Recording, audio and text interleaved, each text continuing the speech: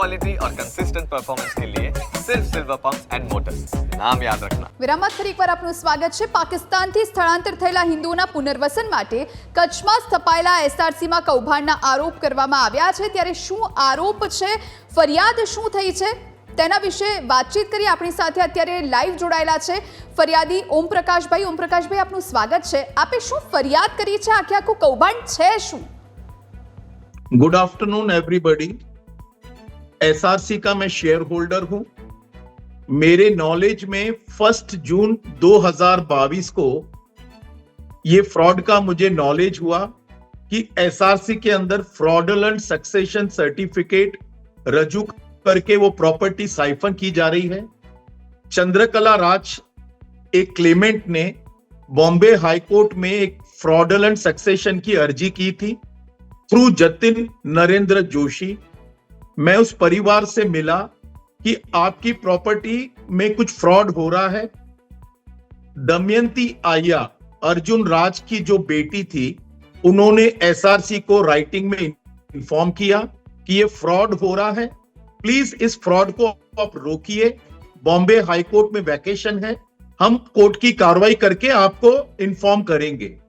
दिलीप करना जो मैनेजर है एसआरसी के और एसआरसी के डायरेक्टर्स को ईमेल गई थी, रिटर्न में लेटर भी मैंने सबमिट किया, आदिपुर पुलिस स्टेशन में इन्वर्ट किया और 1 जून 2022 के इनके नॉलेज में आ गया फ्रॉड का। 4 जून को हमने पब्लिक नोटिस दिया कच्छ मित्र में। इसके बावजूद एसआरसी के डायरेक्टर्स ने अक्टूबर मंथ में वो अलॉटमेंट कर दी चंद्रकला के नाम पे। Under the pressure of 2 directors, Prem Lalwani and Suresh Nyalani, who are involved in the fraud, I am openly saying. June 2023 को हाई कोर्ट ऑफ बॉम्बे ने स्टे दिया कि ये फ्रॉडुलेंट एक्टिविटी को स्टे करो और 2 नवंबर 23 को हाई कोर्ट ने रिजेक्ट किया कि ये फ्रॉडुलेंट सक्सेशन को रद्द किया जा रहा है। उस एलिगेशंस को आज 9 दिसंबर को एसआरसी के जनरल मैनेजर दिलीप करना ने पुलिस फरियाद की। 1.5 साल बाद मेरे एजिटेशन इनका एक्सपोज हुआ। 9 दिसंबर को इन्होंने कंप्लेंट रजिस्टर्ड की है, लेकिन उसकी एफआईआर आज तक नहीं हुई है। ऐसे कम से कम 10 केसेस फ्रॉडुलेंट के इंफॉर्मेशन हमने दी एसआरसी को कि फ्रॉडुलेंट शेयर सर्टिफिकेट यूज हो रहा है, फ्रॉडुलेंट डेथ सर्टिफिकेट यूज हो रहा है और फ्रॉडुलेंट क्लेमेंट है। ये प्रेम लालवानी और बोर्ड ऑफ डायरेक्टर्स को हमने डॉक्यूमेंट्री एविडेंस दिए हैं। डीवाईएसपी अंजार को ब्रीफिंग की है, सागर बागमेरा जो एसपी है उनको ब्रीफिंग की है कि सर ये बहुत बड़ा स्कैम है। आज एक शेयर की वैल्यू करीब 90 लाख to 1 करोड़ रुपीस है। जितने भी लास्ट 25 साल में सक्सेशन प्राप्त हुए हैं, आप उसकी लीगल इंक्वायरी करिए और उस सभी फ्रॉडुलेंट शेयर्स के क्लेमेंट्स को आप एक नोटिस दीजिए कि आप आके साबित करो you are real clement. Corporation ने आज तक एक ही नोटिस सर्व किया चंद्रकला राज को और जतिन जोशी को, और किसी क्लेमेंट्स को इन्होंने नोटिस नहीं दिए। यह साबित करता है कि ये डायरेक्टर्स खुद इन्वॉल्व हैं। अब मोर क्या है, एसआरसी में 7,164 शेयर होल्डर्स हैं, जिसकी शेयर होल्डिंग है 10,464।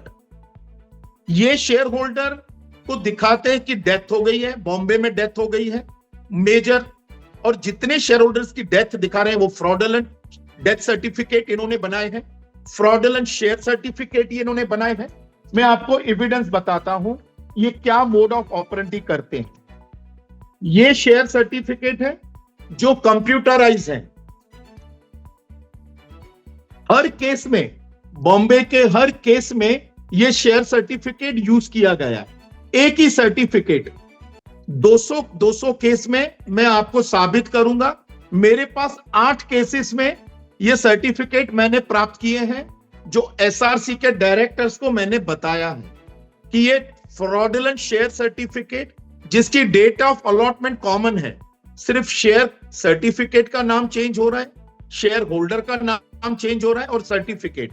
ये मैंने पर्सनली प्रेम लालवानी को उनके चेंबर में दिखाया है, दिलीप कर्ना को दिखाया है कि ये एविडेंस है, this is the big scam, पर they are suppressing this facts.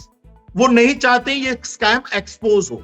मैंने इनको ये डॉक्यूमेंट्स दिए हैं, इन्होंने कॉरपोरेशंस को लेटर्स लिखे हैं, कॉरपोरेशन ने इनको जवाब दिया है, ये फ्रॉडुलेंट डेथ सर्टिफिकेट्स हैं।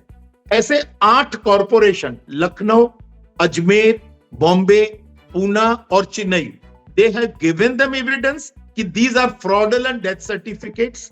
मैं बोला इसके बावजूद आप क्लेमेंट को लेटर नहीं लिख रहे हो, फ्रॉडुलेंट क्लेमेंट्स हैं। ये एक ही बात कहते हैं कि हमें हाई कोर्ट का ऑर्डर है, हाई कोर्ट के ऑर्डर को ये एक धार बना के अपने रिकॉर्ड को वेरीफाई नहीं कर रहे हैं जी। इनकी 100% इन्वॉल्वमेंट है फ्रॉड में। एक मैं आपको मिसाल दूंगा, सीरूमल चोइथराम पंजाबी की वाइफ का नाम है जस्ट अ मिनट, किशनीबाई। किशनीबाई ने इनको लेटर लिखा है कि मेरे हस्बैंड की डेथ हो गई है, वो डिविडेंड वारंट आप प्लीज मेरे नाम पे हियर आफ्टर देना। उनकी डेथ हुई है 16 अप्रैल 1966 में जी। और ये जो फ्रॉडुलेंट क्लेमेंट है, उन्होंने कोर्ट में जो प्लेंट दिया है उसमें उसकी वाइफ का नाम शकुंतला दिखाया।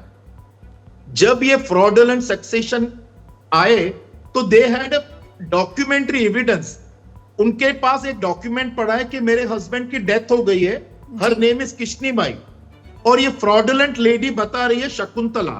तो इन्होंने एक लीगल ओपिनियन ले लिया दवे से, इनके लॉयर से, कि आप पेपर में ऐड दे दो, 15 दिन में कोई ऑब्जेक्शन नहीं उठाएगा, आप शेयर ट्रांसफर कर दो। बिल्कुल। व्हेन यू हैव फैक्ट्स कि शेयर होल्डर की फैमिली सिंगापुर में थी, उसका डेथ ये बॉम्बे में दिखा रहे हैं, उसके लीगल हेयर्स हैं कविता पंजाबी ने, मैंने उनसे संपर्क किया, they are 5 brothers and sisters, they are not aware about the share. Okay. They have original share certificate in their custody. मैंने कल उनको मीटिंग में बताया कि ये शेयर सर्टिफिकेट है, फ्रॉडुलेंट स्कैम चल रहा है। दानेश मनियार ये इस बंदे के नाम पे मल्टीपल विल्स हैं। दानेश मनियार की ये विल की पिटीशन है, मेरे पास 2 विल्स हैं, एसआरसी के शेयर होल्डर्स दुनिया भर में हैं, और ये हर कोई शेयर होल्डर दानिश मनियार के नाम पे विल क्यों बनाएगा? जी जी जी। ये जो मैंने इंक्वायरी की સમયનો અભાવ છે ઓમપ્રકાશભાઈ, मेरे पास આભાર આપનો सर्टिफिकेट है અમારી સાથે चेयरपर्सन। જોડાવા માટે અને આપનો પક્ષ અમારા સુધી પહોંચાડવા માટે। આ સાથે આ જ મુદ્દે ચર્ચાનો દોર યથાવત રહેશે। હાલ રોકાઈએ છીએ એક વિરામ માટે। વિરામ બાદ ફરી એકવાર આપનું સ્વાગત છે। પાકિસ્તાનથી સ્થળાંતર થયેલા હિન્દુઓના પુનર્વસન માટે કચ્છમાં સ્થપાયેલા એસઆરસીમાં કૌભાંડ થયું હોવાના આરોપ લાગ્યા છે। ગાંધીધામના એસઆરસીના ડિરેક્ટર્સ દ્વારા 200 કરોડનું કૌભાંડ આચરવામાં આવ્યું હોવાના આરોપ લાગ્યા છે। શેર હોલ્ડર્સના ગેરકાયદે પુરાવાઓ ઊભા કરી અને કૌભાંડ આચર્યાના ગંભીર આરોપ લાગ્યા। મુંબઈ, કાનપુર, લખનઉ, નાગપુર અને બેંગલુરુ સહિત વિવિધ સ્થળના શેર હોલ્ડર્સે આ આરોપો લગાવ્યા છે। પોલીસ ફરિયાદ કર્યા બાદ પણ કોઈ કાર્યવાહી ન થઈ હોવાના આરોપ લાગ્યા છે। આપણી સાથે પ્રેમભાઈ લાલવાણી, ડેપ્યુટી ચેરમેન એસઆરસીના જેઓ જોડાયા છે ફોન લાઈન પર। પ્રેમભાઈ, આપનું સ્વાગત છે। આપની સામે આ કૌભાંડના આરોપો લાગ્યા છે, આમાં શું હકીકત, શું કહેવું છે આપનું?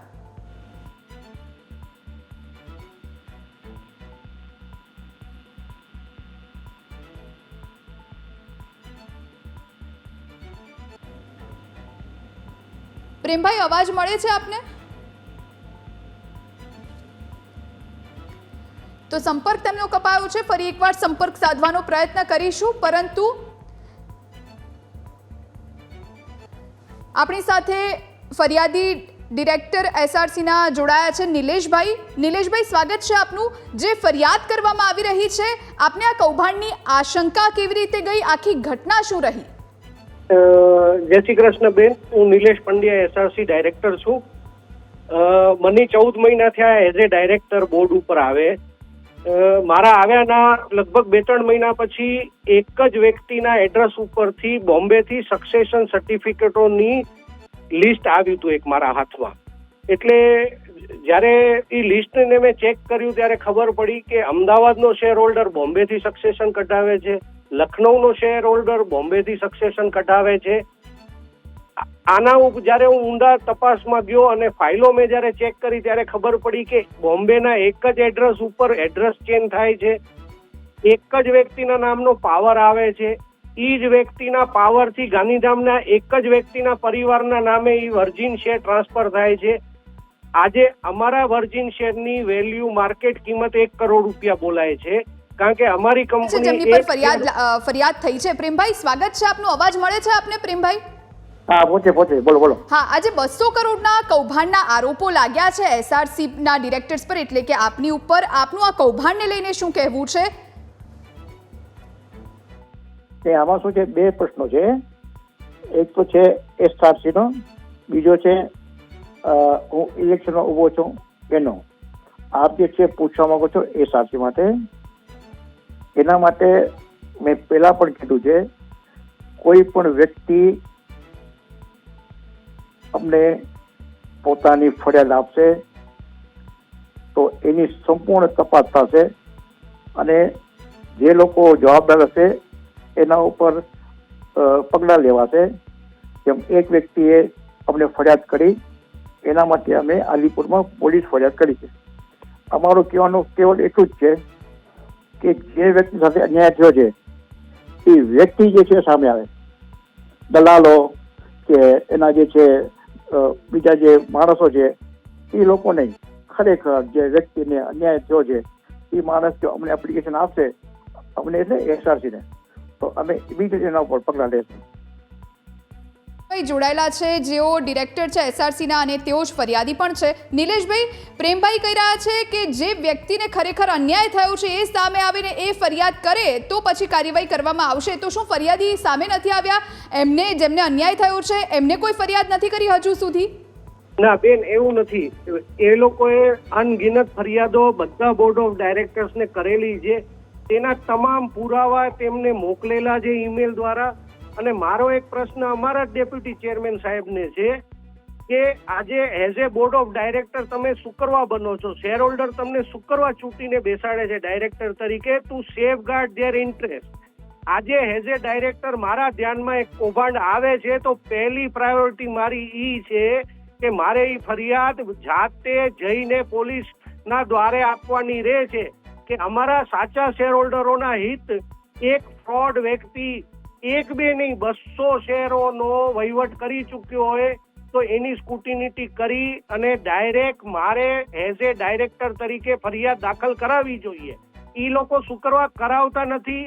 ઈ બાબતમાં અમારા બોર્ડમાં 10 વખત અમારે કેટલીય વખત રજૂઆતો મેં કરી છે કે તમે ફરિયાદ દાખલ કરો, તમારા ધ્યાનમાં છે, તમે તમારા કને આખો રેવન્યુ રેકોર્ડ છે આદિપુર ગાંધીધામ પ્રેમભાઈ પાસેથી. પ્રેમભાઈ, નિલેશભાઈ કહી રહ્યા છે કે અનેક વખત ફરિયાદો કરવામાં આવી, પોલીસ પાસે આપ નથી ગયા અને એટલે જ હજુ સુધી ન્યાય નથી મળ્યો. તો પોલીસ પાસે શા માટે નથી ગયા? સાથે એવા પણ આરોપો છે કે આપ દ્વારા દબાણ પણ કરવામાં આવે છે કે પોલીસ ફરિયાદ ન નોંધવામાં આવે. બેન, નિલેશભાઈ અમારા જે ડાયરેક્ટર છે એ વાત કરે છે? જી. હા, તો એ અમારા ડાયરેક્ટર છે જી. એ જે બોર્ડ મિટિંગમાં હાજર હતા, એ બોર્ડ મિટિંગમાં ઠરાવ થયો છે કે ભાઈ જે પણ વ્યક્તિ આપણને ફરિયાદ આપે એના ઉપરથી આપણે જે છે પગલાં લેવા. એ મિટિંગમાં પોતે હાજર છે. કારણ કે અમે જે છે ને દલાલો મારફતિયાઓ એના કમ્પ્લેનથી નથી કરવા માંગતા. એનું કારણ એ છે કે જો એના જ કમ્પ્લેનથી અમે જઈએ તો વ્યક્તિ જો હાજર ન હોય તો પુરાવો ન આપી શકાય.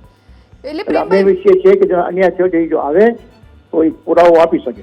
અને જે મિટિંગમાં ઠરાવ થયો છે તેમાં નિલેશભાઈ પોતે હાજર હતા. જી.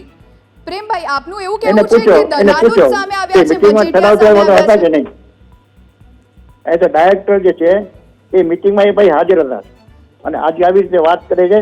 એને પૂછો તમે ત્યારે મિટિંગમાં કેમ ન કીધું કે બધા ઉપર કરો?